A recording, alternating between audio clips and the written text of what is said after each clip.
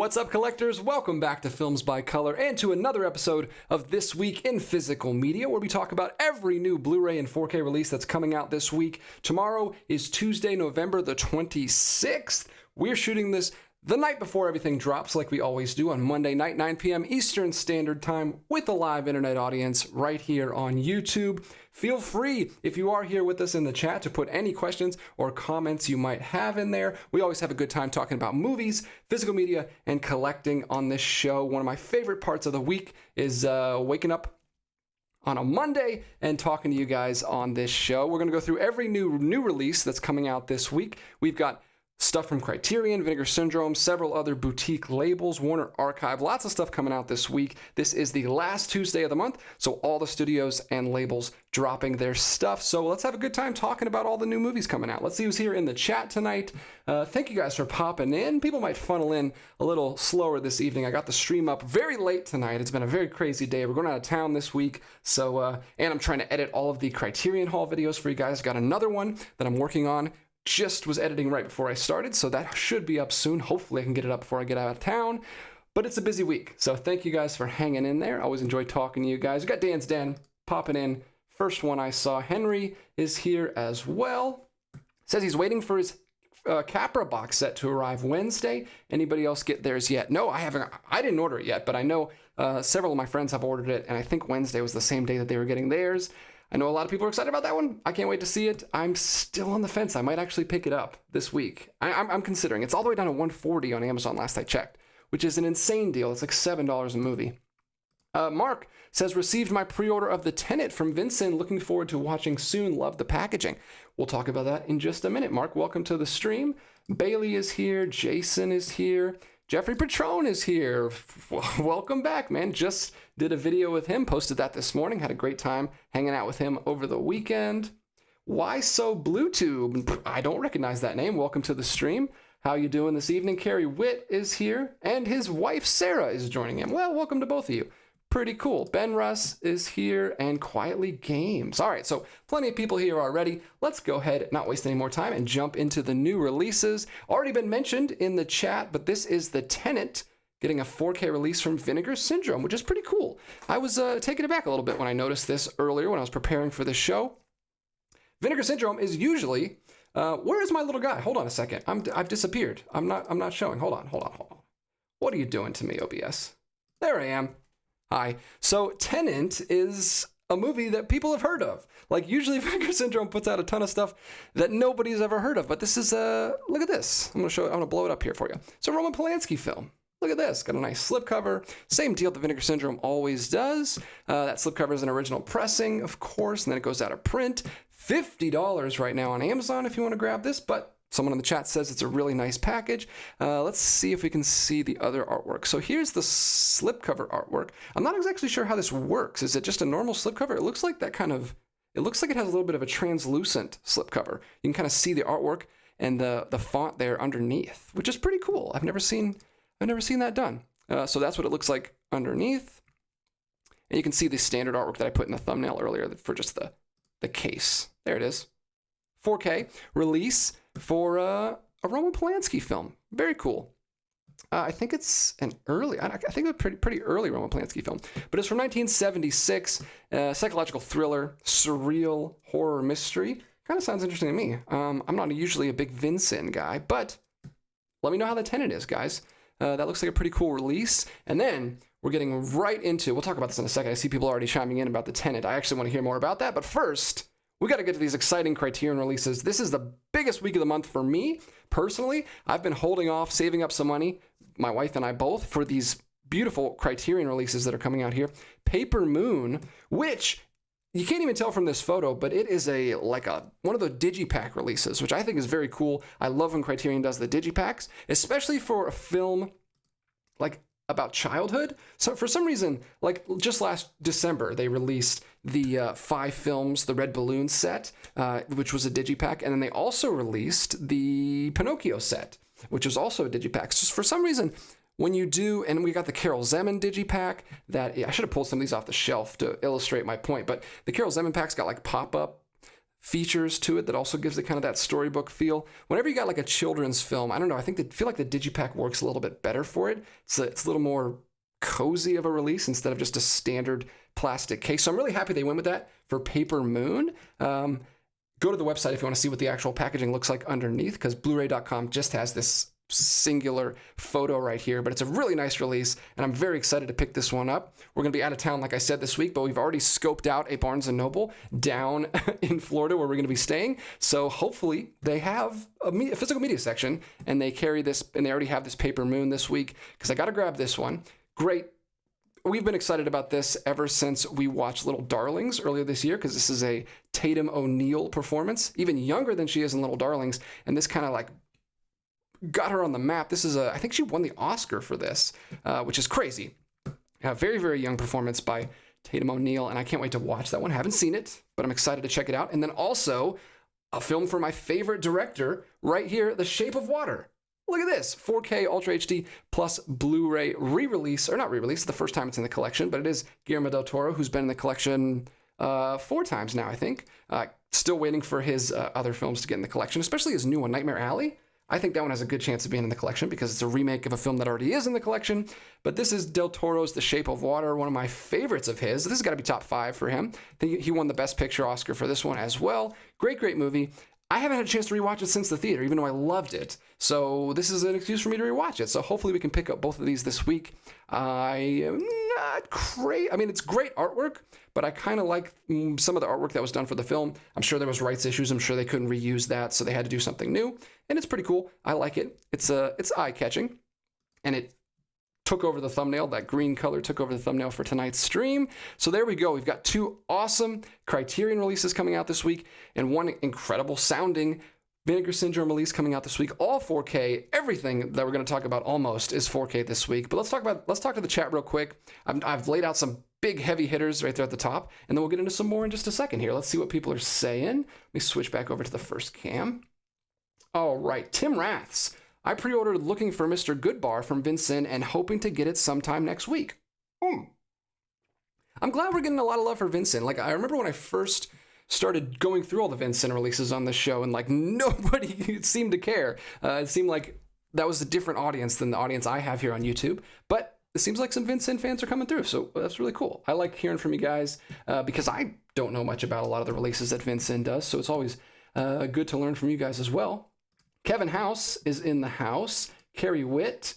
Josh Noel pre-ordered Kino's Mountains of the Moon. Luckily, it arrived Friday before I headed out of town for Thanksgiving. Sweet. That's what I'm worried about. I'm worried about I'm trying to hold back because I'm worried that if I order stuff, it's going to come while I'm out of town. We're going to be gone for like 5 days, and I don't want any packages sitting out on my front porch in the rain. Henry says The Tenant is very well known and respected, just hard to find on DVD. I have a copy. Great film. That's cool. I'm glad Vincent is getting some rights to some of these more well-known films. Kevin House also says he saw The Tenant a few years ago. Interesting film. Dan said it's the movie Polanski made after evading the U.S. It's pretty good, but casting himself in the lead role definitely gives it a different feel. Oh, interesting. That is very interesting. Internet user, I rewatched Paper Moon, and I'll definitely be grabbing it at some point. Good to hear that it held up for you. Jeffrey Patron, I'll be potentially going to the archive on Black Friday. If there's anything specifically dropping from Vincent this week that you'd be interested in, DJ, let me know. Well, thank you so much, Jeffrey. Archive is a store in Connecticut. It's a Vinegar Syndrome actual physical store that Jeffrey visits sometimes. I will be sure to talk to you about that later, Jeffrey. Thanks so much for the offer. Jeffrey gave me some stuff while he was here in town as well. He gifted me a few movies that I have right here. We did shoot a video about it. I'm just behind on videos because I've got so much to edit. But once I do the Criterion video, then I'll get those other videos up soon. Thanksgiving might, I don't know if I'll be able to edit over Thanksgiving or not, but hey, we just got a super chat. Thank you so much. I never remember to say that at the beginning of the show, but you can absolutely donate to the channel at any time, and it's always greatly appreciated. Popcorn41 shout out says, howdy, going to try and add into the Vinegar Syndrome content, even though I haven't seen any of the mainline releases from Vincent in my subscriber box yet. The Tenant packaging is incredible, by the way. That's what I was getting from the pictures. I couldn't really tell what it looks like. I might have to watch some videos after this to see what it really looks like. But that's awesome, man. I'm so glad that you're a subscriber. I don't think I can afford that, but I'm glad that you're enjoying that. You have to let me know which of those releases are worth picking up, and let me know how you do it. Do you keep everything, or do you sell some of them that you're not interested in? Because that seems like a pretty good way to do it. I see a lot of people online like getting the entire box, keeping the ones they want, and then selling, because those things go for good price, especially if the slipcovers are on there. People pay so much money for Vincent secondhand. But thanks so much for the super chat, Popcorn. That's incredible. $20. YouTube will take their cut, but I will gladly accept the rest. Thank you so much, man. Really, really appreciate it. Hope you have a good rest of your evening and enjoy the show.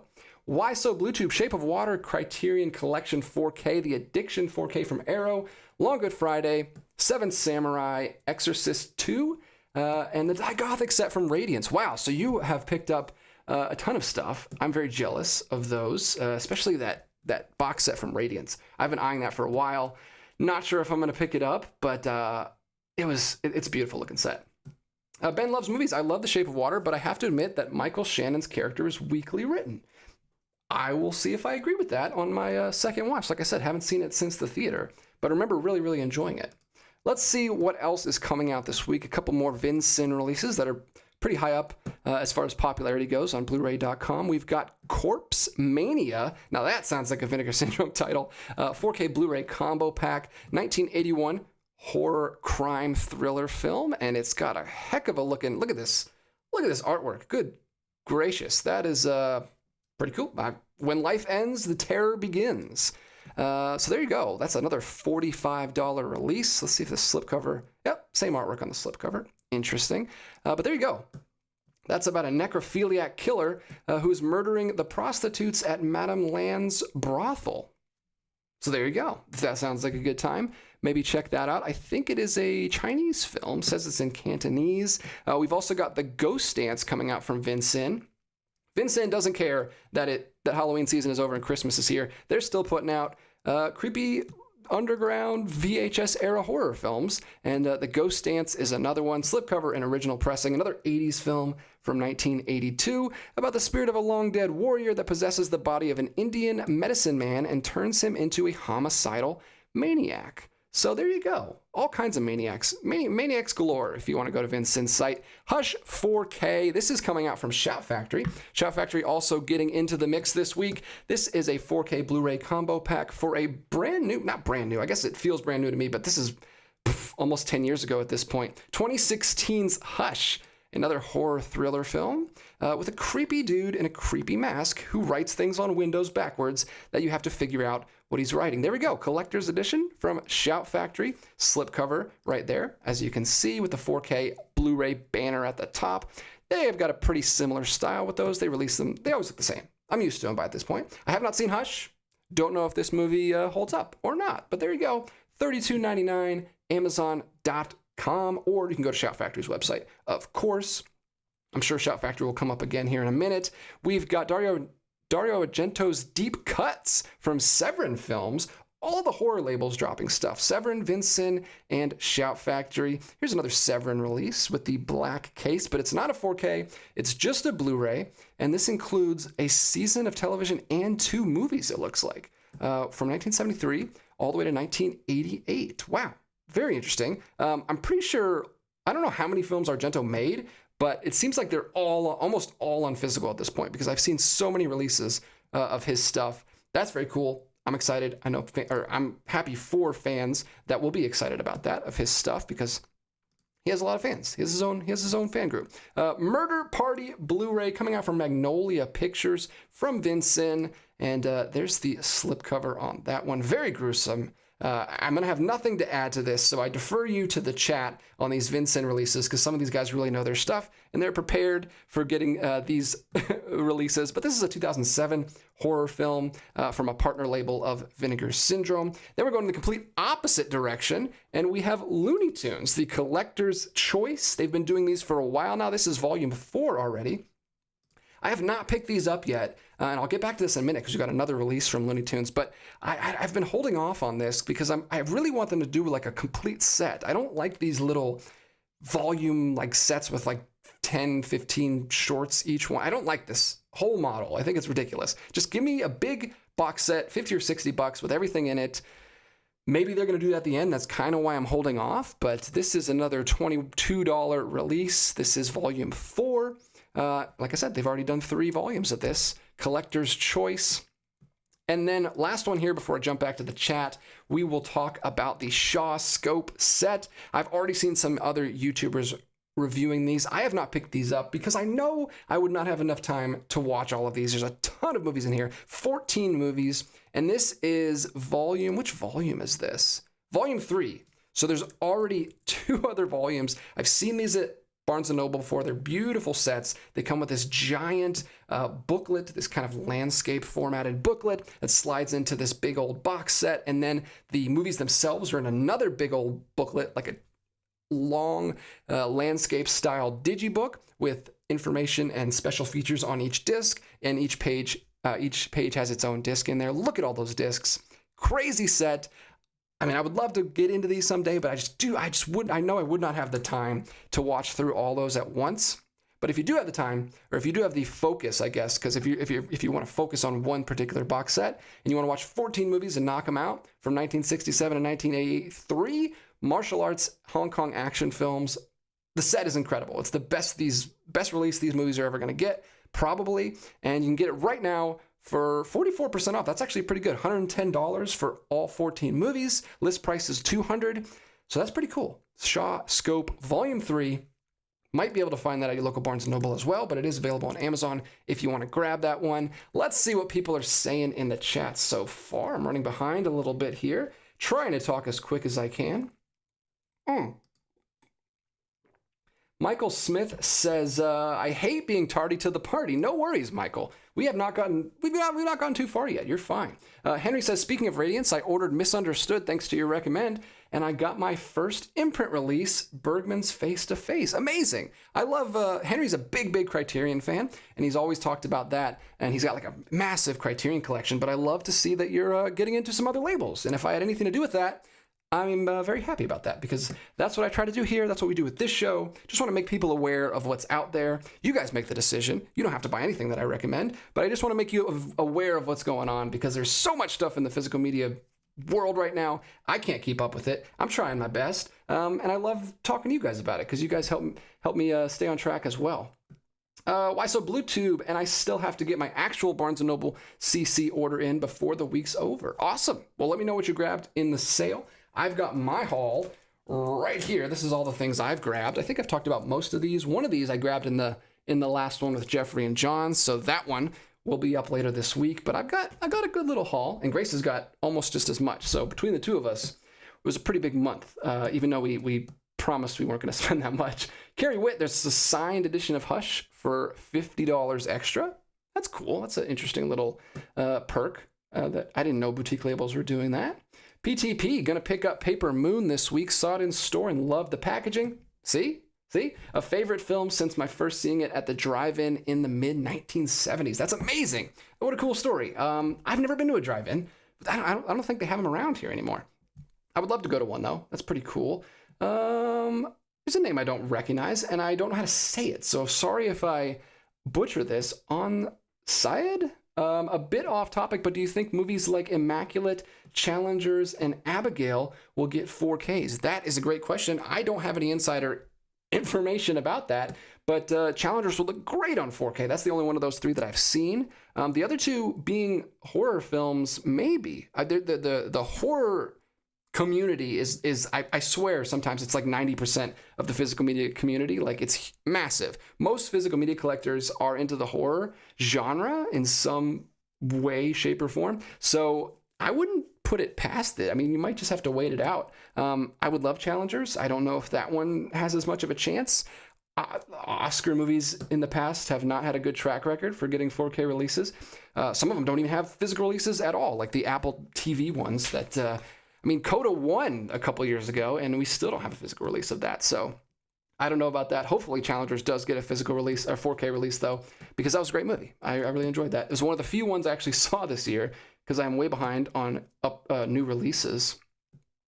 Let's see. Oh, Ben Loves Movies. DJ, what are your thoughts on High and Low? It is my personal top 10 favorite films. Well, you're in luck because I just watched that. I had a couple friends over. One of them was John, you guys know from the channel, and we just watched that last Wednesday, and it's amazing. It might have to jump to the top of my noir list because it was incredible. I mean, it's not the most noirish film, but if you do count it, it's one of the best because it's so good. I absolutely loved it. Blew us away. None of us had seen it, and we were just talking about it for forever afterwards because it was such a good film. Was not expecting that. I mean, I was expecting it to be good. It's in the Criterion collection. A lot of people recommended it to me, but man, it was even better. It was so good. All right. Let's jump over here. Let's jump back to the new releases. I guess I haven't logged that yet. Did I log it? I don't know if I logged it or not on my letterbox. I'm always way behind on things that I've watched, but let's go ahead and see what else is coming out this week. We've got Bug 4K. I have no idea what this is. This is a Kino Lorber release from 2006, and it is another psychological thriller. For some reason, I guess we're getting them all out before December because that's all we've been talking about this evening. Here we go. Ashley Judd in Bug, from the director of The Exorcist. First they send in their drone, then they find their queen. Bug horror movies always come back. There's a bunch of them. Guillermo del Toro, speaking of, he did one. Mimic. Unfortunately, it was a horrible production. It was his first big budget Hollywood movie, and it did not go well. I don't even think he would say that it's the movie he wanted to make. Interesting stuff in there. A lot I love the interesting lore. I don't know why I'm talking about Mimic all of a sudden, but it just didn't come together. Unfortunately, that's one of my least favorite of his films. But Bug seems like kind of the same thing. Bugs attacking people, and it's terrifying. People have always been afraid of bugs. William Friedkin movie, 2006. It was like the early 2000s. The same thing, same time around Mimic came out. Apparently we were just big into bug horror movies at that time. But Kino Lorber, always putting out stuff every single week. You never know what they're going to put out. And this is, you never know what's going to get a 4K. I would not expect Bug to get a 4K. But here it is, 4K Blu-ray combo pack from Kino Lorber. A couple other things from them this week that we'll get to. Actually, let me jump to one real quick. We can talk to these back to back here. This is The Hunted, another 4K Blu-ray release, and another early 2000s film. It's 2003, and it is a martial arts action thriller film. Look at this. Let's pull up the slipcover on this. Tommy Lee Jones, Benicio del Toro, The Hunted. So they're doing a William Friedkin double feature here, which is cool. I like when they do that. Kino Lorber's been doing that. They've been putting out a lot of Clint Eastwood films too, as well. So this is a little 2-pack of William Friedkin movies. Very cool. Kino has been knocking out the 4K releases like crazy lately. They've been putting out so much stuff. I've seen them at my Barnes & Noble stores. And I'll probably see that one too, because that's a brand new one. From Shout Factory, back again, we've got Dragon, the Bruce Lee story. Finally, not a horror not a horror film. This is another martial arts film. And here we go. The mystery, the life, the love, the legend. So is this a biopic or a documentary? Okay, biopic of Bruce Lee. Interesting. I have not seen this, but I know there's a ton of documentaries about Bruce Lee, but I've never seen this biopic. 1993, year after I was born, and my dad was I wonder if my dad's seen this, because he's a huge Bruce Lee fan, had all of his movies, watched them all the time while I was growing up. I was never interested. I was one of those kids that just wasn't interested in the things my dad was interested in, but I kind of wish I had, because I'm way behind, and I have not seen enough Bruce Lee movies at this point. But there we go. It's a biopic, getting a 4K Blu-ray combo pack from Shout Factory. Very cool. Seems like everybody's dropping 4Ks this week, including, speaking of, Bones and All. This is another one that was pretty popular. I don't know if this was last year or the year before. No, it was the year before, 2022. I heard some good things about this one. Wasn't for everybody, but I did hear a lot of great reviews of this one. This is the 79th film starring Timothée Chalamet that's come out in the last few years, and I've heard it gets pretty gruesome, pretty dark, very, very dark, but also kind of touching. I don't know. It sounds like an interesting one. I haven't seen it, but it's cool that it is getting a 4K release, 4K Blu-ray combo pack from Shout Factory.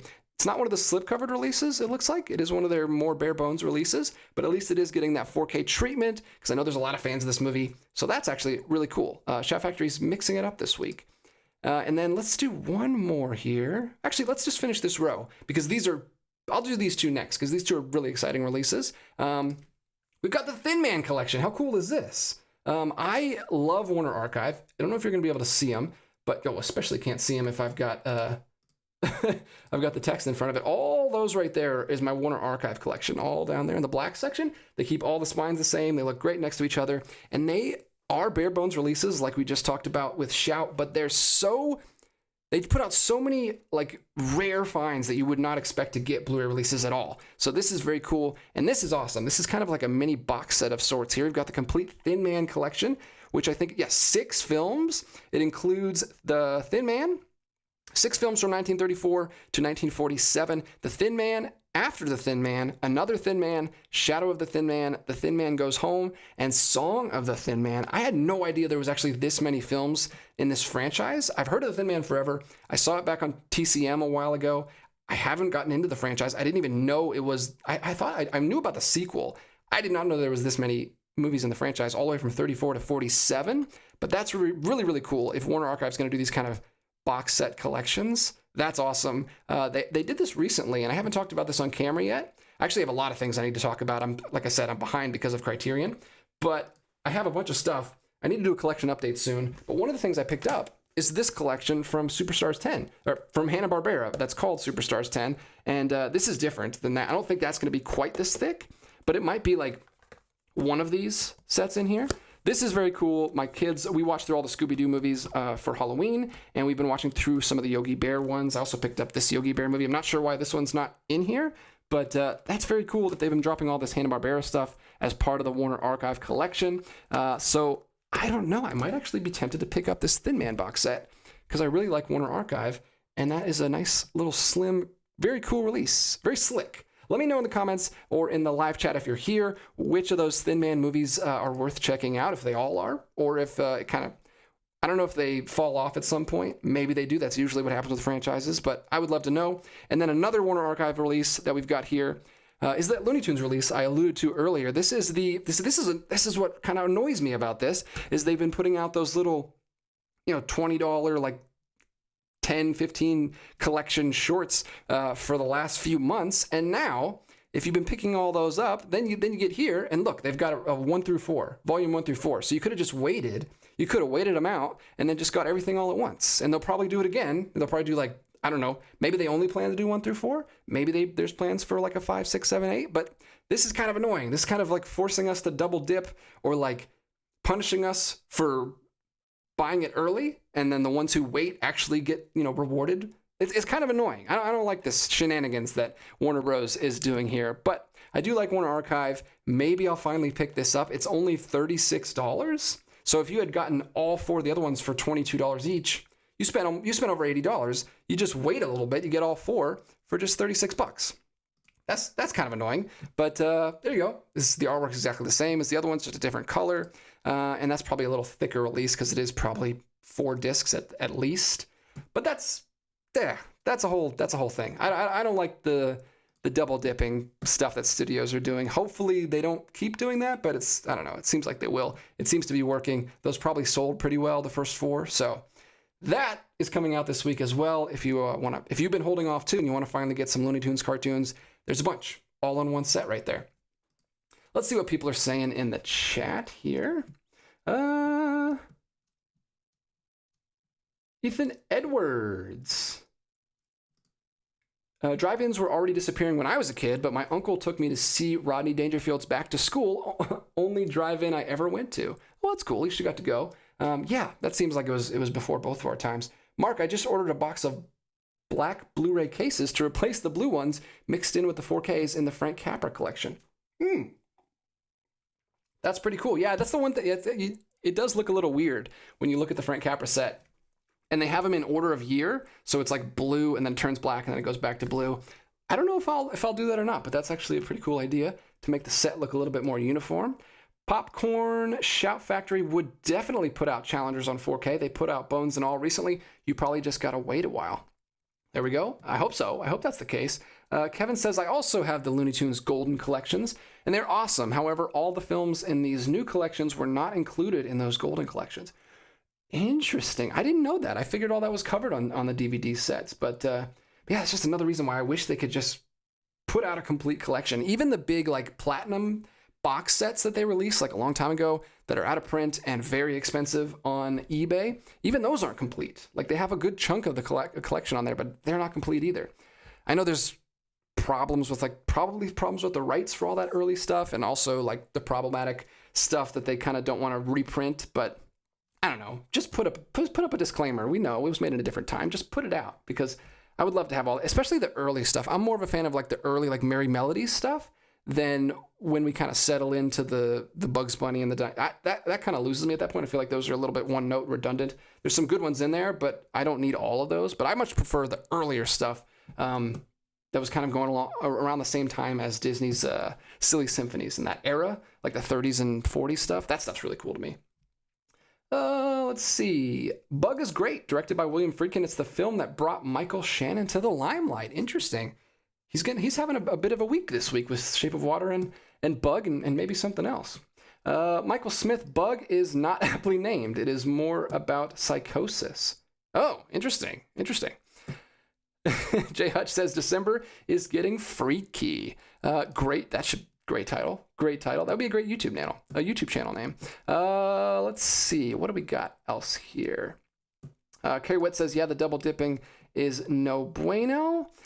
Carrie Witt also says, just grab those Looney Tunes Golden Collections secondhand. I always come across them on the cheap. Yeah, that's what we're just talking about. I've seen those at like second. Actually, someone told me in one of those Second and Charles videos that we did, hey, why didn't you grab those Golden Collections? And I might just do that because I don't think I need those on Blu-ray. I think DVD might be good enough for those, especially for the convenience of having them all in one place. But I don't know. I'd like to get them on Blu-ray if possible. Swifty Police. Personally, I feel the Thin Man movies went downhill when he gained weight. I should have known. Why did I think it was going to be a serious comment from Swifty Police when I started reading it? I was like, oh, this is interesting. They're not talking about Taylor Swift. But of course, I was bamboozled again. Let's see what else is coming out this week. We've got Attachment from Shudder, which is a very small little label connected with the streaming service that we don't talk about very often. But I think they do release through Vincent because it does have the same kind of slipcover release. This is Attachment from 2022, and I'm so scared to look at the slipcover on YouTube. But it looks like it's okay. It's just a bunch of faces and a skull. So I don't know what those faces are doing. That could be one of two different emotions that could be happening in that face. I'm going to go with pain. But yeah, Attachment from 2022, brand new horror film, probably debuted on their streaming service and is now getting a physical release, which is always cool. We've got The Found Footage Phenomenon, also from Shudder, which is a documentary, I'm assuming, about found footage movies. There we go, a Shudder original from their streaming service as well. And Hatchet, the complete collection on Steelbook from MPI Media Group, all 4 Hatchet movies. Now, no connection to the incredible children's book called Hatchet that I read in like 2nd grade and blew me away at the time, Newbery Award winner. This doesn't look anything like that whatsoever, but I don't know, maybe they're good. Hatchet, Hatchet 2, Hatchet 3, and Victory Growly, because that makes sense. I have no idea what that's about. Maybe it's like a Rocky Balboa thing. Maybe this guy right here, his name is Victor Growly, and they really wanted to use his name for the 4th one. I don't know. I'm not an expert on the Hatchet films, but hopefully someone in the comments is, and you can talk to them about it. I'm just here to report. Power of Grayskull, The Definitive History of He-Man and the Masters of the Universe from 2018.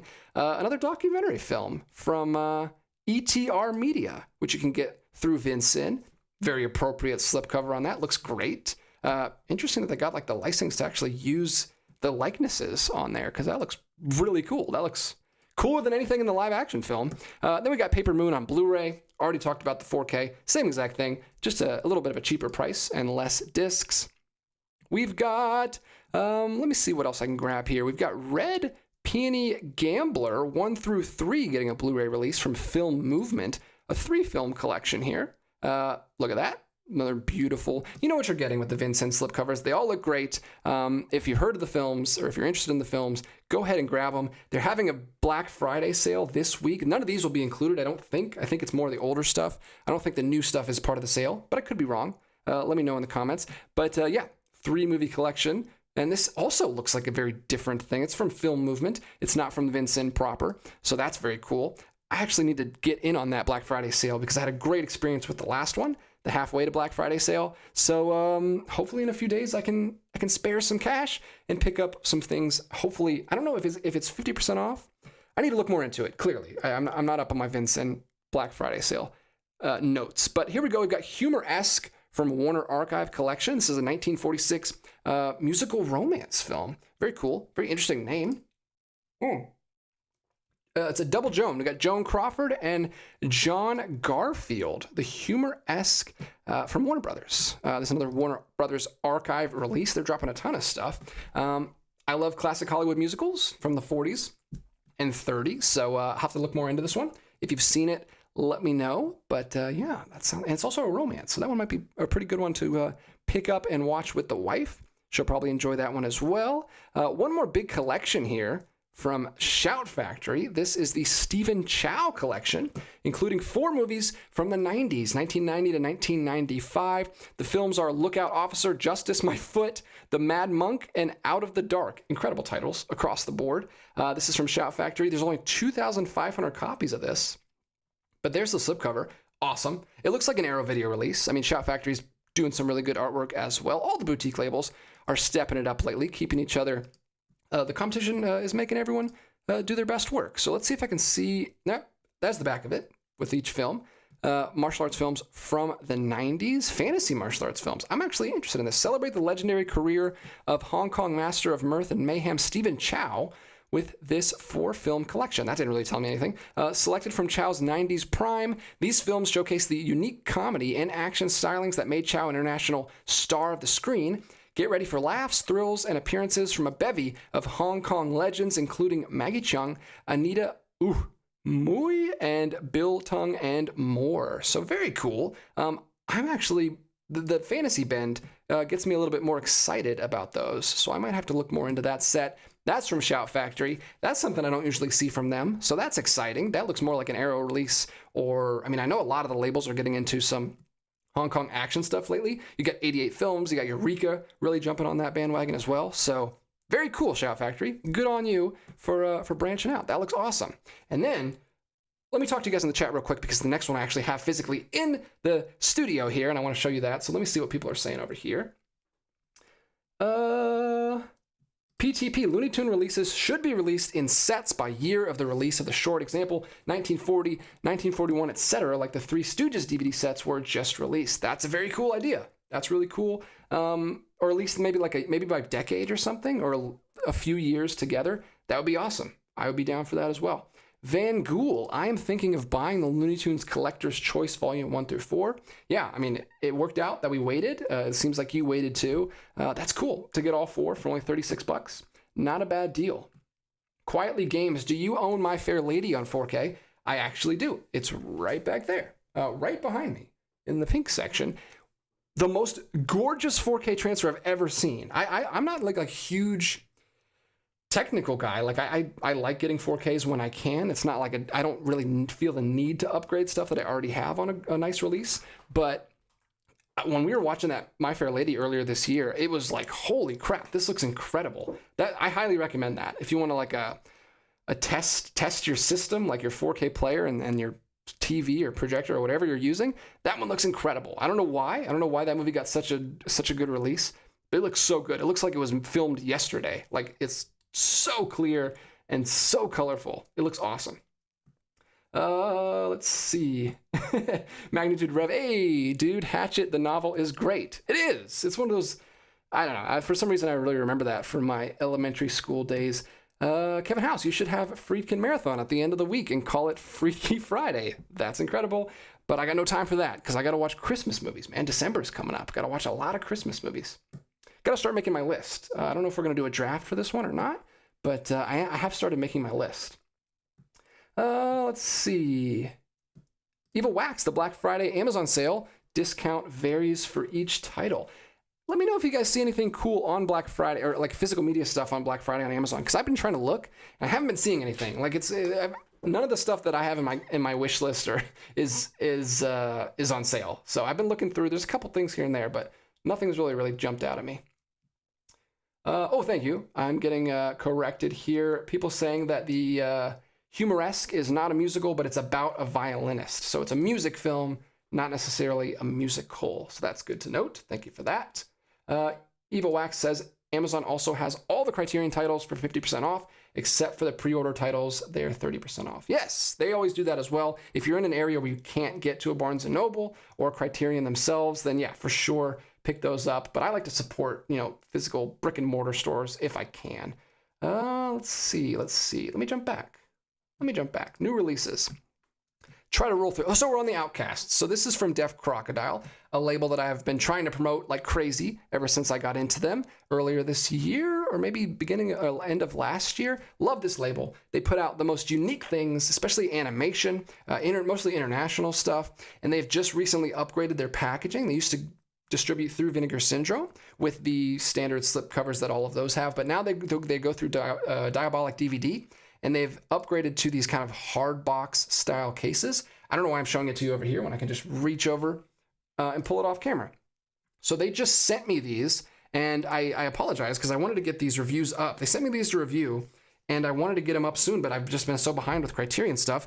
And we've also been watching a lot of noirs this month for Noirvember, so I haven't had a chance to get through these yet. I have watched one of them. I got to watch the other two. But they sent me all three of these. They sent me Trapped Ashes and Tamala 2010. You can see there are these lovely box sets with a nice thick booklet in there and some Skinabo cases, very similar to Criterion. I've watched Trapped Ashes. That was a crazy, wild trip of a film. And I also want to watch this one, which also looks like a crazy thing, another Japanese animated film. But this is the Outcast, which is the one of the three that I'm most excited to check out. You can see there is the artwork there. That's the Skinabo case. That's what they look like now. And there is artwork on the disc, and this is really cool. They include a little QR code with transcribed bonus content for hearing impaired people, which is very cool. This is an Irish folk horror film from 1982, which sounds exactly like my thing. You can see the goat right there on the back, which is awesome. I love stuff based on folklore. Irish films in general are always very interesting to me. And here's the booklet.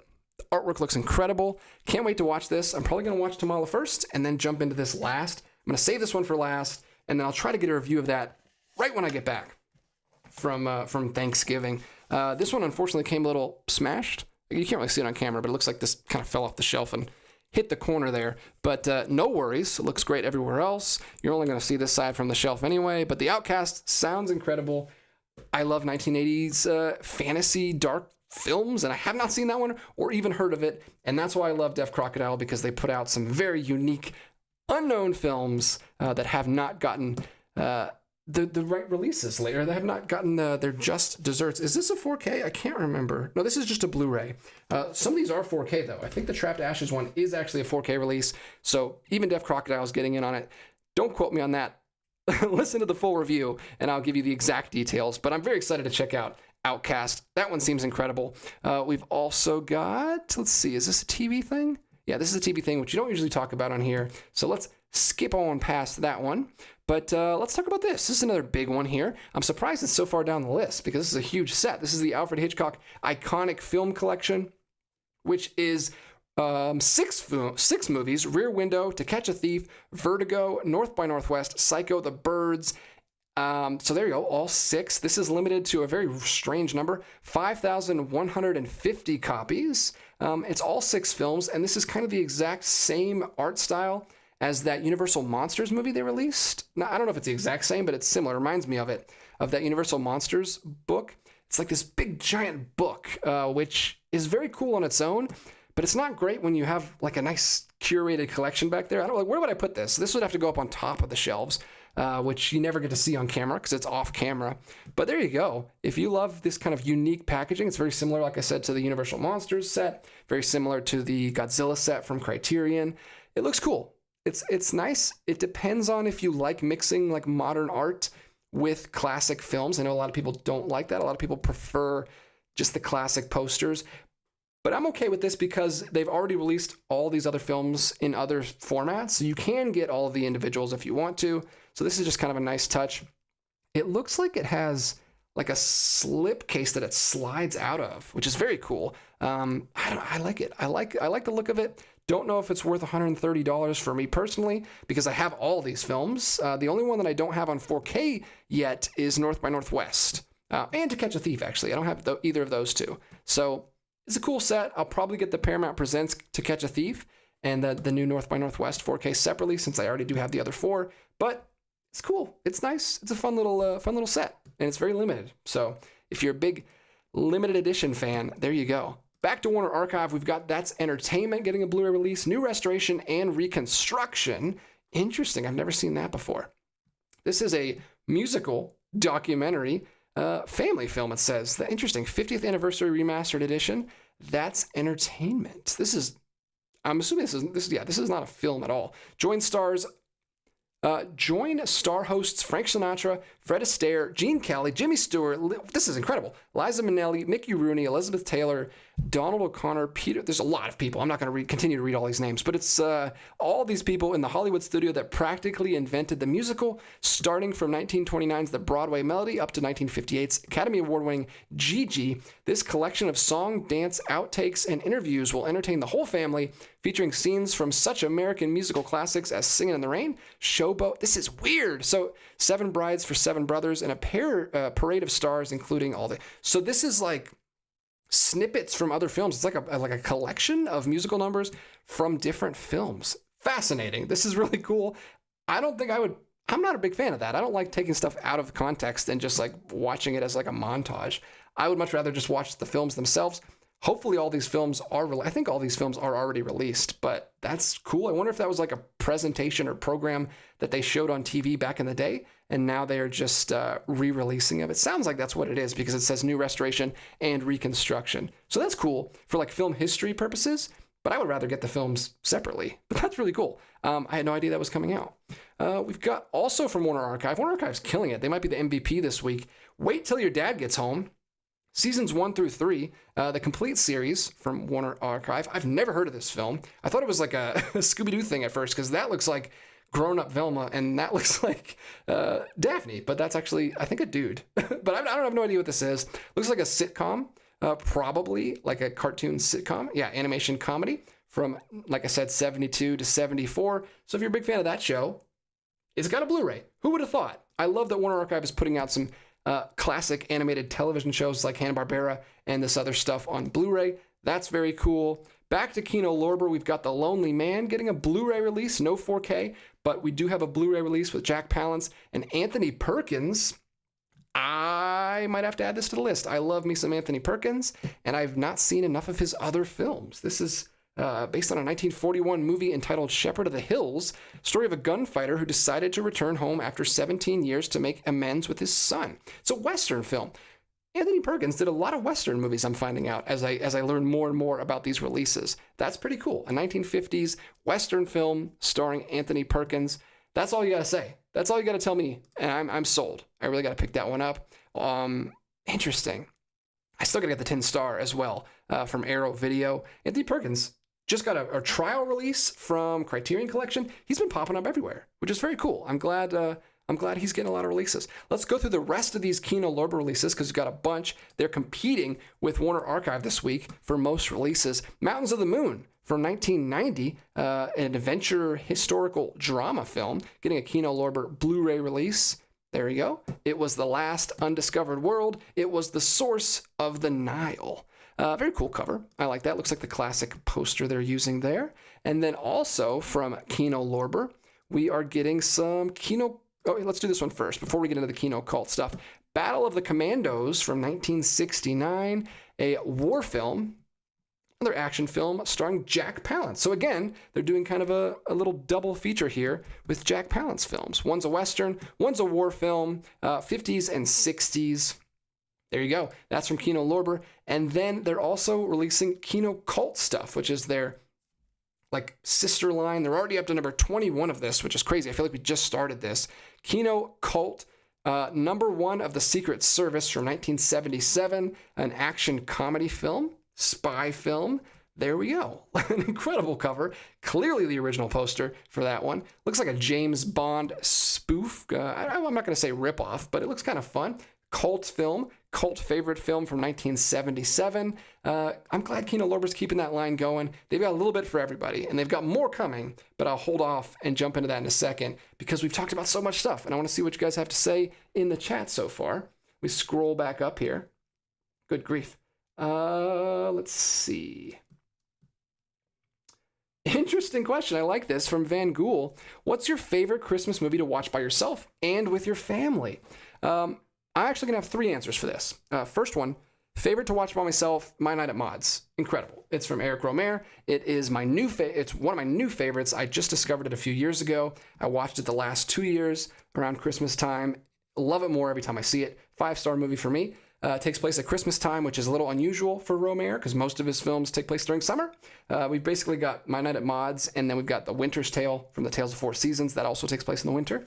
Not Christmas, but still in the winter. My Night at Maud's, gotta watch that one by myself. Nobody else cares. Grace isn't into Romer. Kids definitely aren't ready for that one yet. So that one is the one I watched by myself. The one I watch with Grace every single year on the 24th is It's a Wonderful Life, obviously, my favorite film of all time. Love it. Have to watch it with her every year. And then the one I watch with my kids changes every year because they're still so young. Right now, I mean, we'll watch the Rankin and Bass shorts. We've already watched Frosty this year. We've already watched the classic animated Grinch. Tonight we just watched, what did we watch? The Adventures of Ichabod and Mr. Toad, just the Mr. Toad portion, because that takes place at Christmas. So yeah, I watch a lot of stuff with the kids, more of the animated stuff, but I'm excited as they get older to show them more Christmas movies as we go. And I got to watch My Night at Maud's, so I'm excited. A couple more weeks and I get to watch that. But great question. Very cool question. I love it. More questions like that, please. What else do we got here? Sheldon Emberley, sorry I'm late. Hope I didn't miss much. Well, you missed a lot, but feel free to watch the replay because I always leave those up and we've still got a bunch more to talk about. So no worries. You can come in whenever you want. This is open door policy. Baloney, hey everyone, I just got home from work and I'm very happy to be here with you all. We're happy you joined us. Baloney, I missed you. I usually say your name a lot by this point, so I'm glad you're here. Let's see. Magnitude Rev. Hey, DJ, if you'd like, there's an amazing recent Irish TV show called Say Nothing from 2024 that I would highly recommend on Hulu. It's about the troubles in Ireland during the 60s through the 90s. It's great. Wow. Thanks for the recommend. I had heard nothing about that because it's TV, and I'm so out of the loop on TV. Mark's movie menu, the 4K of North by Northwest, is terrific. I've heard that. I've seen a couple of reviews of that. It sounds pretty cool. Let's see. Dan's Den, That's Entertainment was a theatrical film. The first hit and the third film was as late as 1993. Wow. Interesting. That's very cool. I hadn't heard of that. Michael Smith also says that has run on TCM many times. Oh, let's see. What else do we have here? Let me see if I can get caught up, and then I'll jump back to the new releases. Dan's Den, Mountains of the Moon is a historical adventure film that deserves a bit more appreciation. It's good. So cool. I'm glad that Kino Lorber's putting that out. Josh Knoll, I've been waiting for a Blu-ray of Mountains of the Moon for a long time. Fantastic old-fashioned epic with great cast. Ethan Edwards. Jack Palance was a scary-looking dude in those early films. Well, there's another selling point then. If you like yourself a good, scary-looking dude as your main character. Let's see what Kid Thing is. I'm drawn to this cover here. This is from Factory 25, another Vincent partner label. Slipcover and original pressing. This is a 2012 film, and that's all I know because there's no genres listed and there's no synopsis listed. So I have nothing to go off of except for this.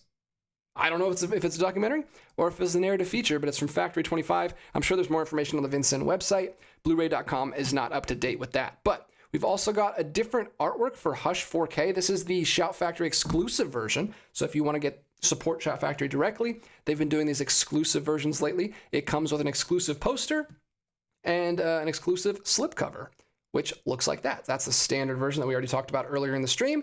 And this is the exclusive slipcover, a little bit more minimalist, and more, I guess, more references to the film in that one. But there you go. That's coming out as well. Same packaging underneath, just an exclusive slipcover on that one. Then we've got Must Love Dogs from Warner Archive Collection, still putting stuff out. It's a dog film from 2005, a romantic comedy starring John Cusack and Diane Lane. Wow, that looks exactly like what it is. I bet you can tell what this is just by the cover. The hardest trick is making them stay. Wow, what a double entendre that is. That's great. Look at that. That dog looks miserable to be there, but hopefully he's having a good time. 2005 rom-com. They were almost on the way out at that point, but there we go. We still got it. This is, wow. Zzz Road. How do you say that? Zzz Road is getting a 4K Blu-ray combo pack from MVD, and not a great cover, but maybe that's, I don't know. Maybe it's a great film. Katherine Heigl, speaking of rom-coms, there she is, starring in Zzz Road, which is a thriller from 2006. Back to back. We go straight from Must Love Dogs to Zzz Road very next year. And then back to Kino Lorber, Revenge of the Zombies, 1943. 61 minutes. A mad scientist collaborating with the Nazis, two winners right off the bat, turns human beings into zombies in the hopes of creating an invincible army. This sounds incredible. I wish this had come out in October. Revenge of the Zombies, starring John Carradine. Look at that. Wonderful poster. Looks great. This is the exact kind of thing I would like to watch in October, maybe next year, because it's coming out a little bit late, but it's coming out from Kino Lorber, and it's got a lovely slipcover on it. Blu-ray only, 1943. Then we've got this huge box set from Kino Lorber to talk about. On the Road with Hope and Crosby includes 7 movies: Road to Singapore, Road to Zanzibar, Road to Morocco, Road to Utopia, Road to Rio, and Road to Bali. Kino Lorber, 1940 to 1960. Look at that. It's a nice little box set. They've made it to look like a little suitcase. It's an On the Road with Bob Hope and Bing Crosby series. Very cool. I kind of like it. I think that's a really cool box set. And there's the cases inside. Same spines that Criterion or Kino Lorber always does. That's really cool. I love me some Bing Crosby. I've not really got into Bob Hope. I don't think I've seen anything of Bob Hope's, but grew up. There's another one that I have to watch with Grace every year. White Christmas, got to watch it every year. And a few other Bing Crosby movies here and there. High Society was actually one of the movies that got me into classic film, black and white film, along with some Christmas movies just a few years ago, right before I started this channel. So I have a soft spot for that film as well. There we go. That's pretty cool. Bing Crosby box set from Kino Lorber, only $61 right now. It's 39% off on Amazon. Check that one out if you're in the mood for some Bing and Bob. Baba Bing. Then we've got Charlie Chase at Hall Roach, the Late Silence Blu-ray from Kit Parker Films. I love me some silent films, and this is a little bit more obscure. This is some obscure stuff. This is from 1927. These are comedy films.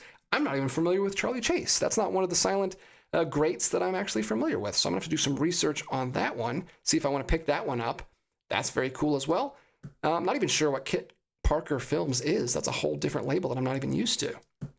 We've got The Martian Chronicles, another Kino Lorber release. This is a Blu-ray, sci-fi fantasy thriller film. Another incredible poster. Look at that. That looks amazing. I don't know if this film is truly great or if it's at least campy great, but it looks awesome. Making Contact was the beginning of the end. A little sci-fi, a little fantasy sci-fi adventure here. This is giving me like Robinson Crusoe on Mars, a little Barbarella looking. This is from 1980. Flash Gordon, maybe, which, spoiler alert, I just finally picked up.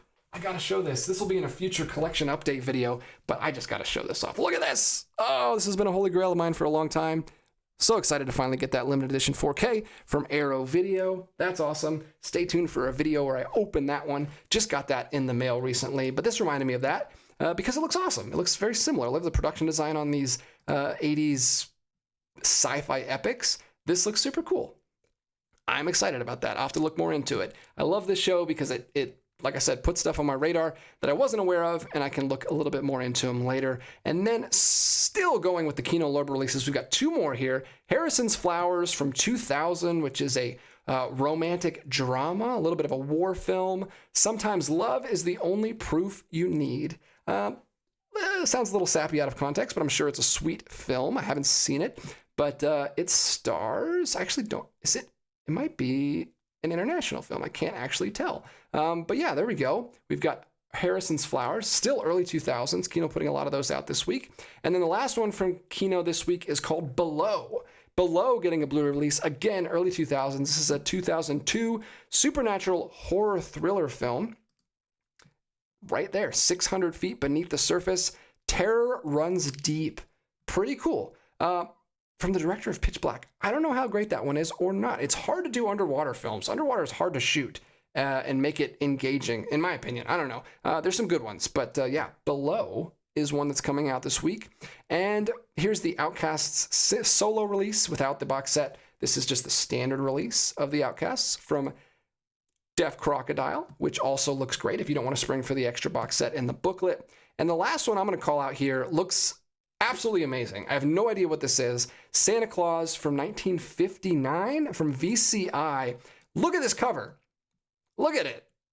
What is happening? You've got a telescope with an eye coming out of it that's like coming to life. Santa Claus is holding a tiny umbrella. He's also holding a magic wand. This kid's playing a ukulele with a poncho on and a Mexican sombrero. There's some giant candy canes in the back. There's a whole band of children on bicycles back here. This Satan character over here looks like he's a little nervous, but also kind of having a good time. This haircut is awful on this girl. Poor girl. Unfortunately, we've got a wizard over here with some kind of racetrack or bong or mad scientist. I don't know what's happening. This is so many things going on in this cover. I need to zoom out because I'm overwhelmed. This looks amazing. I have no idea what this is. It's K. Gordon Murray presents An Enchanting World of Make-Believe. There we go. That's all I need to know. Santa, Satan, wizard man from Fantasia. It looks awesome. Musical film, telescope, sentient telescope. I don't know what the heck's going on. I have to buy it though. It's only $14 on Amazon right now, and it looks awesome. Just in time for the holiday season. And that's going to do it for today. We've made it through all of the new releases. Let's wrap up this show. We've got about 30 minutes left. It's good. I like when we have a little bit of time left to talk. Let me know what you guys are picking up. Let me know what you're most excited about this week. Let me know what Criterions you're picking up. And we'll have a good little conversation here. Let's keep it going. What else are people saying in the chat here? Carrie Witt Kino definitely groups their releases by actor. This week is Jack Palance. Last week was Clint Eastwood. Yeah, I mentioned that earlier. Before it was Henry Silva. That's very cool. I actually like when there's like a running theme, whether it's genre. They seem to do genres too. Dan's Den says that Zzz Road at one point held the record for the lowest grossing film ever. Well, it's because no one could say the title. That's their own fault.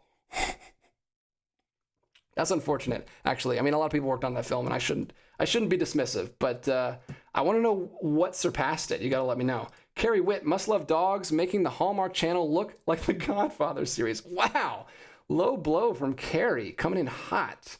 Magnitude Rev, one thing to note about Hush, the film famously became a figurehead film on the dangers of film streaming films becoming lost media. A Netflix original removed from Netflix, glad it's on physical. That's actually really cool. That's actually good news that we're still getting physical exclusives. I'm still got my fingers crossed for Tick Tick Boom. Someday. I know I mentioned earlier, I already mentioned, what did I mention? The Apple TV one that I can't remember the name of. But Tick Tick Boom is another Netflix film that I really need a physical release of. Also, Klaus is topical. Christmas is coming up. No physical release of Klaus. That's a great one that I have to watch with the kids every year. And I don't want to pay $17 to Netflix every December, or whatever it costs these days, to have to watch it. Stupid. I hate it. Put out a physical release, Netflix. Dan's Den, Charlie Chase, a forgotten silent comedian, nearly in the same camp as Harry Langdon. Wow. Yeah, like I said, I got to look up more about him. PTP says Charlie Chase was big in his time. Unfortunate that he hasn't really stayed as popular over the years as the big greats that we're all familiar with. Alden Tuttle popping in. Hey, haven't talked to you in a while. It's been a while since you've left a comment. Must Love Dog is a good movie and a great mentality to have in life. It's a weird title. I don't know what the grammar's doing there. Carrie Witt, Martian Chronicles walked so V could run. LOL. Dan's Den. Coincidentally, a few days ago, I was reading a 60s magazine interview with Ray Bradbury where he was hyping up a Martian Chronicles movie after a decade before the miniseries got made. That's what a weird coincidence. Let's see. Dan's Den, Santa Claus 1959, a classic WTF movie. And John Malahai, Santa Claus is from Rene Cardona, the guy who brought us Batwoman. Oh, that makes sense. That's unfortunate because Batwoman got a really cool, boutique box set release from Indicator, and this did not get the same treatment, and I am furious about it. I need an Indicator box set for Santa Claus 1959 because that would be some awesome artwork. I also need, there was just released a Santa Claus Conquers the Martians limited edition from Vincent. It's already out of print. I wish I had known about it because I totally would have bought that one. But yeah, it's out of print now, and the slipcover is very expensive, so I'll probably have to get the standard version eventually. Let's see. Magnitude Rev, that Christmas box set thing cover definitely screams graphic design is my passion. Yeah, it's all thrown together. It's not great, and the font choices are horrible, but if the movie is anywhere near as bizarre as that cover, I gotta watch it at some point. Kevin House, Charlie Chase was hilarious. He had a great role in the classic Laurel and Hardy feature Sons of the Desert. Very interesting. Internet user, what is your essential Thanksgiving dinner? Wow, we're getting real off topic. I thought you were going to say movie, to which I would have to say The Day Trippers, even though it takes place on Black Friday, but it starts at Thanksgiving and then immediately goes to the next day. It takes place on Black Friday. One of the best movies ever. Love The Day Trippers. But I mean, if you want a film that actually takes place on Thanksgiving, I guess you got to watch Planes, Trains, and Automobiles, of course. I'm going to try to watch both this year. Like I said, I'm going to be out of town, so who knows? Hopefully we have a TV in our Airbnb, but don't know yet. Jay Hutch, we need an... Oh, but you asked about my dinner. I don't know. I'm basic. I don't like cranberry sauce, but I love everything else. Love turkey, gravy. What else do you have? Mashed potatoes sometimes. I do love a good... Stuffing is the centerpiece. I have to have stuffing and not dressing. None of the... I don't like the southern version of dressing. Stuffing. Gotta be stuffing. Box stuffing, if it has to be. I don't care. That's what I grew up with. We just made box stuffing, and I love it. And then the one like special treat that I like is what do you call it? What do you call the casserole? Green bean casserole? That's something you don't have every year, but when you do, depending on whose house you're at, it's lovely. Love me some green bean casserole. John Malahai, I kind of want to pick up the Road to box set. Not a bad price. Those movies are super corny, classic Hollywood fun. Do it, John, and bring it over to the house so I can watch it with you, because I'm interested, but I don't know if I'm $65 interested. Ethan Edwards, Killers of the Flower Moon also needs release. Exactly. That's another Apple TV one. Apple sucks. Get on it. They need to put out some physical releases. And that's Martin Scorsese. What in the world? They need to get a Criterion deal ASAP. Let's see. Magnitude Rev also, in the world of streaming films, I need physicals of Tick, Tick, Boom, Society of the Snow, great one as well, Klaus, Coda, all these are bangers. Barbarian and Killers of the Flower Moon. Exactly. Well, I think we're all on the same page. Those are all incredible. I have not seen Barbarian, but I've seen all the other ones. On point with Society of the Snow. Criterion needs to get that one very, very, very soon. Benris, Coda was the Apple title that you... Yes, that's what we were talking about. Kevin, That's Entertainment is incredibly entertaining. And yes, I did originally see it on TV. Yeah, sounded like something they would rerun on TV. What else are people saying here? Evil Wax was going to head to Barnes & Noble today to pick up some 4Ks, but we'll be heading there tomorrow instead. Plan to buy Malcolm X, The Trial. We just talked about that earlier. Picnic at Hanging Rock. Yes, one of my favorites. Malcolm X, you already said. Wings of Desire, another great one. And I Am Cuba. Solid across the board. I hope they have all those, and I hope you pick them all up. Baloney, my latest Criterions are Small Axe, 3-film box set, The Night Porter, Funny Girl. Oh, yeah, we got to get that one too. That one came out last week. Got a repeat performance from Flicker Alley too. Hey, what a coincidence, my friend. Repeat performance from Flicker Alley right here. This was a gift from Jeffrey Patron when he came to visit last week. And I am going to throw this on my December watch list because it takes place around New Year's. A nice little noir film that I am in the mood for. So thank you so much, Jeffrey. Hope you enjoy it too, Baloney. Jay Hutch talks too much. I like The Road. I never talk about your name, but it's a very solid name. Really, really like it. I love saying it. I like The Road to movies, but I love the Bob Hope movies without Crosby from that era. Well, if this sells well, maybe Kino Lorber will do some more Bob Hope stuff, if they haven't already. Ryan, first time I've read your name tonight. Welcome to the stream. Just watched Anatomy of a Murder plus a few other Criterions that were great. I picked up Fanny and Alexander and Pandora's Box. Pandora's Box is amazing. I've already mentioned that in several videos recently. And Fanny and Alexander is on my December watch list as well. I'm finally going to get to that this year. I have not made it to that the last couple of years, but I'm going to try to get to it early in the month so I don't put it off. And I'm getting janky. I don't know what's going on here. The computer's freezing. Hopefully you can still hear me. But yeah, Fanny and Alexander, got that back there in the collection. Can't wait to finally watch that. Check it off the list. Let's see. Oh, interesting. Ethan Edwards. Speaking of Laurel and Hardy in Christmas movies, Big Business is a great short. I love Christmas shorts. I try to get to as many as I can, so I'll have to add that to the list. Big Business. Let me go on the letterbox and type that in so I don't forget. Big Business. Not the 1988 film. We're talking about the 1924. I'm assuming. I'll have to look it up later. There's a bunch of things called Big Business, apparently. SLC, Friendly Persuasion, is a wonderful 1956 movie fitting for this time of year. Another one I'm going to have to add to the list. Friendly Persuasion. You know what I need? I just need like a pencil and paper to like write this stuff down. Look at this. Why is this on my desk? A little golf pencil. Don't know what that's doing here, but I'm going to write that one down as well. Friendly Persuasion. You guys know I love Christmas movies, so thank you for all the recommendations. If you have any other like unique ones that people don't usually talk about, underrated Christmas movies, let me know, because I'm excited. Hizzy Hey.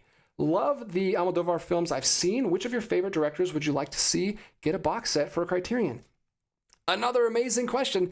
That could be a whole video. Almodovar is one of them. I would love that. He's only has 3 films in the collection right now. I also have loved all the films that I've seen from him in the collection, all those 3. And I would love to see more of his stuff in the collection. I'm trying to think. Oh, that's too hard on the spot. There's so many. I'm going to have to write that down for a future video because... yeah, box sets I'd love to see from Criterion. We've done that similarly. We've done a video similar to that in the past. If you want to check that out, me and Connor did our Dream box sets. It wasn't just limited to Criterion. It was like all boutique labels. But one of them that I predicted, or it wasn't even a prediction, it was just a wish list item, actually came true, and Criterion put it out. It was the red balloon box set. So yeah, I'm going to have to think about that. But that's great, and I'm going to steal your answer for Almodovar. Actually, my wife has been talking about my favorite directors for some reason. I think she's trying to get clues for like a Christmas present, but she's been asking me my top 5 favorite directors for some reason. So I've been giving that some thought, but that's a great one. I would love more Carol Zeman films in the collection as well. We only have 3 from him. It seems like they put 3 in and then they stop, but there's a couple directors like that. Carol Zeman, definitely one of my favorites. Uri Hertz, who I just got into a couple weeks ago.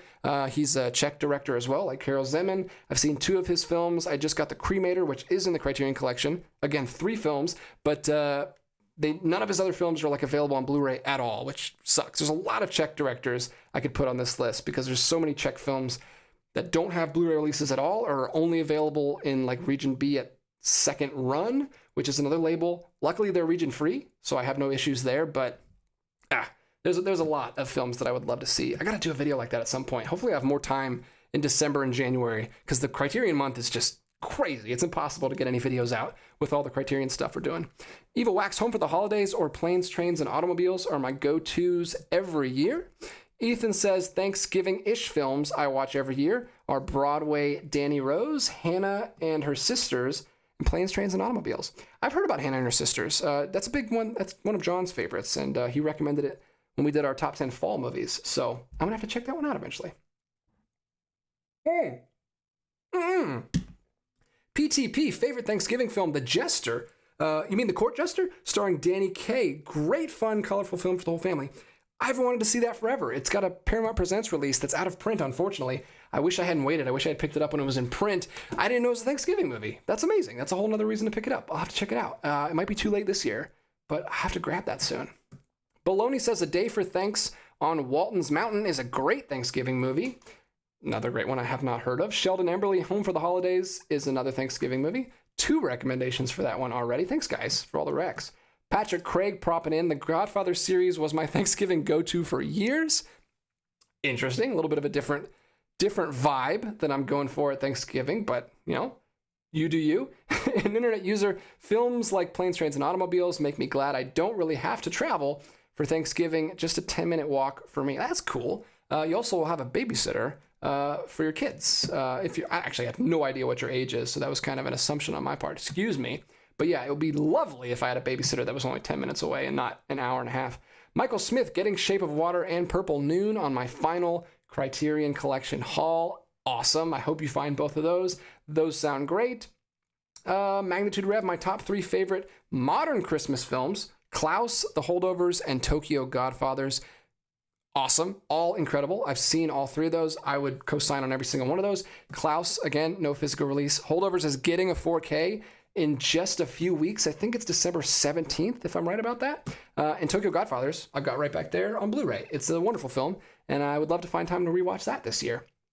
Also, if you know about the original 3 Godfathers, does that have anything to do with Christmas? I know they're both based on the same source material, and Tokyo Godfathers is a winter movie, but I don't know if the original is. If you've seen the original, or not original, but if you've seen that other version, 3 Godfathers, let me know. John Ford film, because I have it, and if it has anything to do with Christmas, I'm going to work it in this December, but if not, I'll probably wait until a little bit later next year. But yeah, Holdovers, I'll have to pick up. 2 big Christmas movies I'm picking up are The Holdovers, coming out in a couple weeks, and then also 3 Wishes for Cinderella, second run, another Czech film. I just alluded to them earlier. They're releasing a Blu-ray, which we discovered on this live stream last week. And I'm so thankful to the chat because they brought it to my attention. That's also coming out in the first couple weeks of December, and I have to grab that because it's a wonderful Christmas movie that I got to watch every year. Jay Hutch talks too much. The Ice Storm is a great Thanksgiving movie, though not especially fun. I've heard of that one. That one I've heard of. I haven't seen it yet, but thanks again for bringing it up. Evil Wax, I forgot to mention that I'll be picking up Paper Moon as well. Good. Everybody go buy that because I'm excited. I want them to put out more stuff like that. Let's see. Carrie Witt, I thought I was done, but I did go to Barnes & Noble and got Paper Moon and Trainspotting. Blu-ray for the latter due to packaging. Interesting. So you opted to go with the Blu-ray. A lot of people don't like that 4K packaging for Trainspotting. A lot of people. It irks a lot of people. I haven't picked it up yet. I don't know which one. I don't know. I'll probably go with the 4K still. Bailey Walsh, I went to Barnes & Noble a couple times so far for the Criterion sale. Didn't get anything the first time. The second trip, got Funny Girl, Daisies, and Love Jones. Still have a couple more I want to pick up. Sweet. Those are great. Daisies, in particular, is a awesome, wild, crazy film. I like that one a lot. Van Gool, are there any Thanksgiving or fall movies I need to watch this time of year? Let me point you to my channel where we have done, I actually have my channel open, I guess, so I could show you it over here. We did can I search my own channel? I've never done this. Top 10 fall movies? Is that possible? I can. Look at this. Let me figure out how YouTube works live on camera. Top 10 autumn movies I did right here with my friend John Malahai. We started with our top 10 summer movies right here, and then we went on to our top 10 fall movies. And there's a ton of movies, 20 films actually. We each picked 10 of our favorite go-tos, and there you go. All right there. Those are all my recs. Fantastic Mr. Fox, right there in the thumbnail. Great, great autumn movie. Knives Out, another one. Perfect to watch around that time period. Coco. We usually watch Coco around Halloween, but if you don't watch it on Halloween, and if you didn't watch it on Halloween, and you still want to watch that beautifully colorful, lots of oranges and golds, perfect for autumn.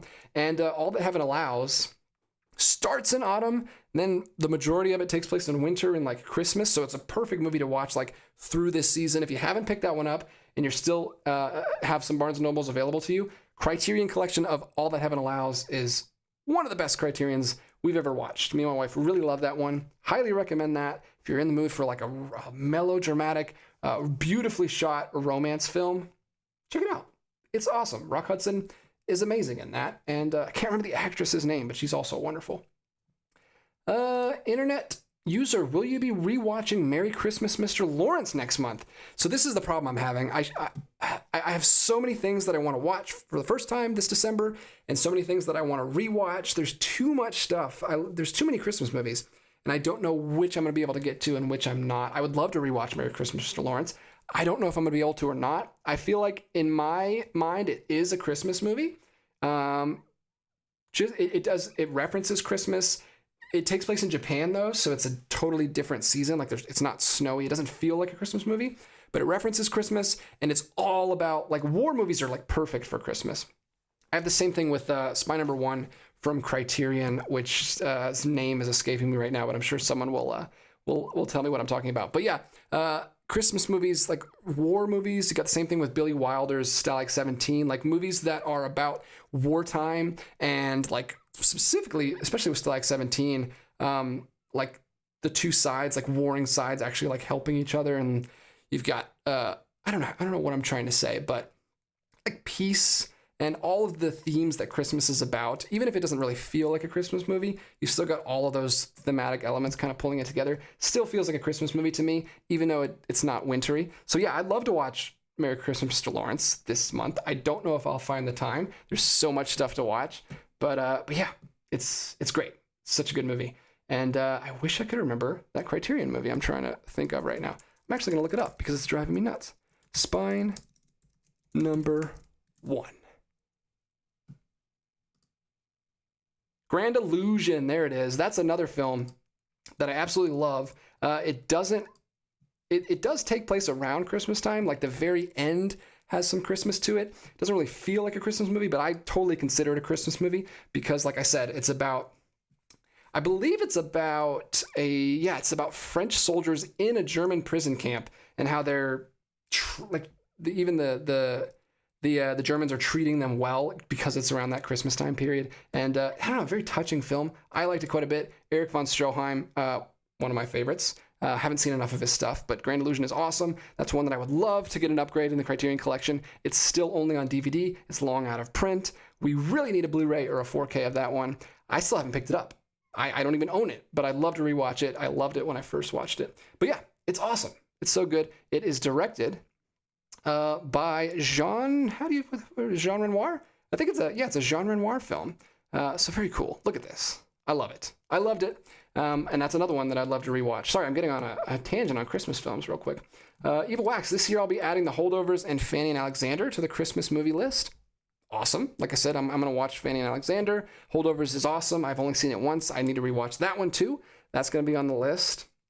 Bailey Walsh says Criterion really needs to get their quality control together though, because so many copies of theirs have the cover art insert way too high or way too low and squashed. Totally agree. Totally agree with that. There's a ton. Like you'll see them at the Criterion and they'll be like completely smushed, which is fine. Like it's fine if it's a little off, but sometimes, like you said, it's so far down that it's like coming out of the shrink wrap and it's completely smushed, which is unfortunate. It's a small thing, but like it seems like it could be easily avoidable. Just like check it before you close it and shrink wrap it. I don't know. It doesn't seem like it's that big of a deal. Michael Smith, Family Man is a good Christmas movie. And Tio Leone is muy caliente in it. Family Man I've not seen. I know that's kind of like a pseudo remake of It's a Wonderful Life starring Nicolas Cage. But I need to check it out. Finally need to check that one out. Mark's movie menu, looking for Christmas movies I haven't seen. I came across The Family Man. Look at that, with Nicolas Cage. Have you seen it? And if so, is it any good? I haven't seen it. I've heard mixed things, both good and bad. I'll have to finally check that one off the list. I will be posting my list. Actually, right now, if you look at my letterbox, I have a top 50 Christmas movies, my personal top 50. So if you want to go there, check it out. Maybe there'll be some that you haven't heard of. Hopefully there will be. PTP, Remember the Night, great Christmas film. Remember the Night is one that I picked up from Indicator. I'll definitely be rewatching that one this month because I haven't seen it since I picked up the Blu-ray. That's what sucks when you pick up those Christmas movies in like January or February. It's like, well, I'm not going to watch this until Christmas comes back around. So very excited to check that one out. That was a great one too. I agree with you on that. Magnitude Rev, in terms of your 3 Godfathers question, the John Ford film, yes, it takes place on Christmas Eve, says Wikipedia. Well, thank you. That's all the information I need, and I'm going to add that to my watch list because I really want to check that one out. Let's see. And Andre Espinoza just picked up the 10-film Eric Romer collection. Thank you for the video on that one. Great stuff. Awesome. I'm so happy you were able to find one. Those things are hard to find. They're on eBay. They usually run you about $200, $250. Unfortunately, there it is right behind my head, right there. Love that set. One of the coolest things I own. So happy you were able to find one. Yeah, I really enjoyed doing that video. Grand Illusion is one of the greatest films ever made, says Ethan. Really about class of... Wow, he's leaving us in suspense there. But yeah, it's great. It's so good. I need to give it a rewatch. I've only seen it once. And I have a perfect excuse because Christmas time is coming up. Baloney, have you ever compared an old DVD version of a film to its latest 4K version? I like doing that to marvel at what we can do when restoring films. No, I've never done that. I don't have like a setup where I can watch 2 things next to each other. I also have never like just popped it in and like took it out and put the 4K in right afterwards. Like I said, I'm not huge into like quality and like restoration and all that technical stuff. I like to see it, the best I can, but I don't really get obsessed with that kind of stuff. Not that I have anything against it. It's just not what I'm usually interested in. But yeah, I love checking out a good 4K version of a movie that I've only seen like on DVD. And there's some DVDs that I wish would get upgrades, because it's tough. Like, it's rough when you go back. And my kids have been watching through Power Rangers for the first time, something I grew up with, and I haven't really showed it to them. My son is 6 now, and I'm like, okay, I'll finally show this to you. And he's gotten way into it all of a sudden. Like, he loves it. He's been flying through it. Both of my kids have brought it up at school, and none of the other kids know what they're talking about, which is sad. But yeah, they've been watching through that. But the quality of those DVDs is horrendous. It looks awful. It's horrible to look at. But I'm glad they're getting into that show, because that was a big thing I watched when I was very, very young. Let's see. Very nostalgic for me. Evil Wax says, for me, every year I have to watch A Christmas Carol, It's a Wonderful Life, and The Family Stone. Wow, that is a deep cut. Anything else is a bonus. Family Stone, one of my wife's favorites. It's interesting. It's fun. It's a very sweet, like, family rom-com, and it actually gets pretty dark, I guess. It's good. It's very good. That was one that my wife showed me very, very early on when we started dating that I had never heard of. So it's very cool. It kind of similar to the Day Trippers. I don't like it as much as the Day Trippers, but if you like that kind of dysfunctional family movie around the holidays, it's pretty fun. You said you have to watch A Christmas Carol. Which one? That's one thing I like to do, is watch a different Christmas Carol every year. I don't know which one I'm going to watch this year yet. I think I've seen all the ones that were on my list. So maybe I'll have to find a new one, or maybe I'll just rewatch one of my favorite ones. But yeah, 1951. Really, really good version. Also, the animated one from the 70s is awesome as well. Let's see. John. I'll get to your comment in a second here. Grand Illusion was shown on TCM semi-recently, and I have that saved for a mini Renoir marathon. Well, cool. Let me know when you watch it. I've got to get my hands on a copy. Hopefully it's still on Criterion Channel. John also says the perfect excuse to rewatch Grand Illusion is #RenoirVember. That's what John's been trying to do this month. Hasn't been going very successfully from what I've heard. Hopefully you're able to rectify that a little bit. Joy Noel. So this is a great war-related Christmas movie. World War I, the French, German, and Scottish sides hold a Christmas Eve truce, a true story. Thank you, Cola Guy 29229. I've seen this. I keep seeing this. This keeps popping up on Christmas lists. It's got a very high rating. I have not seen it yet. I need to get to that one eventually. It sounds really cool. Justin Mahali? Hey DJ, got into your channel just about 6 months ago, and when I started collecting, you've become my new favorite channel. Keep it up. Hey, thanks so much for the kind words. Really appreciate it.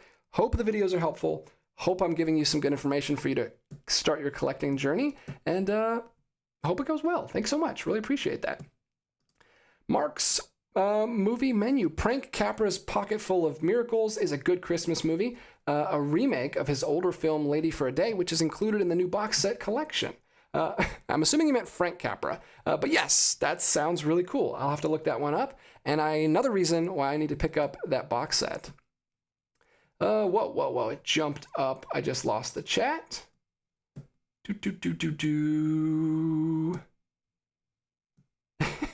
Ethan Edwards, has John trademarked RenoirVember yet? No, he has not to my knowledge, but he says good idea. So maybe he'll start doing it. Let's see. Posty, something just occurred to me. Why do DVDs still come in big cases? I don't know. You'd think they would want to make them smaller because they would be cheaper for production. I don't know. I guess they just do it the way they've always done it. I don't know. That's a great question. Let me know if anyone else has any information. You stumped me, Posty. I have no answer to that. That's crazy. Evil Wax says the Alistair Sim 1951 Christmas Carol is his favorite, the one he watches. So good choice. Probably my favorite live action version as well. Sheldon, Mickey's Christmas Carol is a must watch for me every Christmas. That's another one you got to watch with the kids every year. And it's short. Nice and short. It's like 30, 40 minutes. Great. Love it. There's a lot of Christmas carols you can watch every year. Justin Mahali, did you hear about the new Umbrellas of Cherbourg 4K restoration coming out in December? No, I did not. That's very, very exciting. I could see that coming to Criterion. That would be a perfect Criterion release. There's already that box set and the individual Blu-ray of Umbrellas, but I could see a 4K. That also ties into Christmas. That I don't consider a Christmas movie because the majority of it takes place like in the summer. Completely different feel, not really about Christmas themes, and it is only that little last like 2 minutes of the film that takes place at Christmas. So I don't need to watch that one at Christmas time. You can kind of watch that one any time of the year, but it is nice. A nice little scene. I love that scene. That scene is, of course, beautiful. And I don't think I spoil anything by saying it takes place at Christmas if you haven't seen it. But if you haven't seen it, what are you doing? Watch it. It's great. It's one of the best. Love Jacques Demy. There's one of my favorite directors. Somebody asked earlier, Jacques Demy, incredible. He already has a box set from Criterion though, so not really hurting for that because a lot of his best are in that box set. Gilster 37, Muppets Christmas Carol is always a must. I didn't know this was gonna turn into just the Christmas show, but I love it. I love talking Christmas movies, so I'm not complaining. Let's see. Carrie Witt, Prank Capra was my favorite member of the Jackass crew. Prank Capra was Frank's mischievous cousin. And Eva Wax says Prank Capra is Frank Capra's belligerent older brother. So lots of Prank Capra jokes in there. Always love a good typo. Where are we at here? Oh, God, we just completely passed an hour and 30 minutes. I wasn't even paying attention. I was having such a good time talking to you guys. We've had such a crowd here tonight, but I'm starting to lose my voice. I'm running out of water, so I should probably bid you adieu. We will talk about more new releases next week. I'm sure Christmas movies will come up again next week because we're getting closer. We're getting closer to December. I'm going to try to get my list, my watch list up on Letterboxd soon, and hopefully I can make a video about that so we can talk about that more. And yes, I've got tons of videos coming out. Like I said, I got one more Criterion video haul that I shot with Jeffrey and John that will be coming out later this week. We also, while he was in town, visited Videodrome, which is the last video store in Atlanta. It's a real functioning video store that you can rent stuff from. John rents stuff from it all the time. They also have a little purchase section for new releases, and we actually picked up some stuff. So we'll be talking about that, and then we'll do the other video where I show off the gifts that Jeffrey got me. I got a collection update I got to shoot with all this stuff over here. Tons of videos coming. If I can make it through the holidays and get these videos shot and edited for you, they'll be up soon, so stay tuned for that. Thanks everyone who left a comment in the chat tonight, and especially shout out to Popcorn for that amazing super chat. Really, really appreciate it. You guys are the best. Like, comment, share, subscribe. Let's try to get this out. We're coming up on 6,000 subscribers. We're right at 5,800, I think. So that would be really cool if we could get past that 6,000 milestone. I would love it. Really appreciate it. You guys are awesome. Love talking to you in the comments, and I will do so throughout the rest of this week. While I'm on vacation, I'll have a little bit more time to respond. So leave some comments for me down there. Let's talk about movies, collecting, and physical media. And until next time, keep collecting, and I'll be back with another one real soon.